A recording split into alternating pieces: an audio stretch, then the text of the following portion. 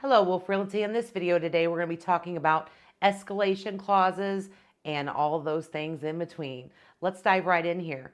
So first and foremost, I know escalation clauses were huge post-COVID. We're coming into a market where I don't see as many escalation clauses in the contracts as I used to. When you are representing your client, we're going to go through the pros and cons and the scenarios from both a buyer's side and a seller's side and briefly touch on them to give you ideas and thoughts. Number one, if you are representing a seller and you receive an offer with an escalation clause in it, keep in mind that Missouri legal line does not encourage you to keep that escalation clause in your contract. There is not a Missouri form for escalation clauses because the legal line feels that that is a lawsuit just waiting to happen. Essentially, a lot of the escalation clauses call for proof of those other offers, and they want you to send, that other offer over to say, hey, this is what we had and here's our proof. Yes, you can redact a seller's name or a buyer's name, I should say.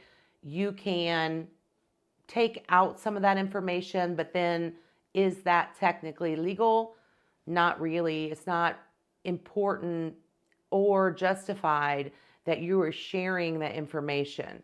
Now, to combat this, what I typically do when I receive an offer with an escalation clause is I will counteroffer removing that escalation clause, and I will counter them back with whatever my seller wants. So let's say, for example, the house is listed for $200,000. They have an escalation clause that will go up to $225,000 in $1,000 increments. I'll go back to my seller and say, hello, Mr. and Mrs. Seller, we have this escalation clause essentially goes to $222,000 by $1,000 increments. Now, I advise you to counter and remove this escalation clause, but just counter with the price that you want. Now, let's say the listing price is $210 and my seller says, well, I want to counter at $225. I can counter at $225. The buyer side has already showed me the knowledge and the things that I need in order to do that, right? However, will that make the buy side upset? It could be. So I would tell your seller, make sure, it's going to appraise. The property needs to appraise, because just because that buyer wants to pay $225 does not mean the property is worth it at $225 and that it will appraise for $225. So that's where you might want to consider the cash offer.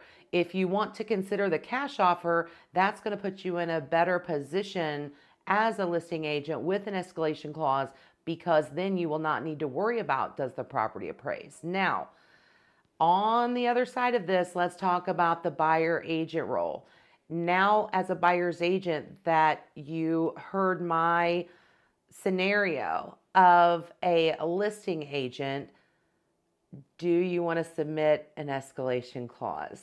Maybe not, okay?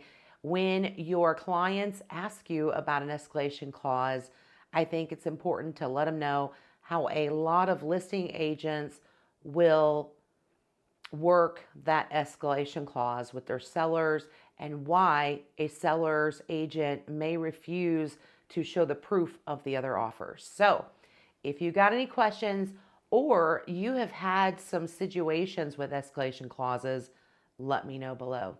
Thanks so much and have a great day.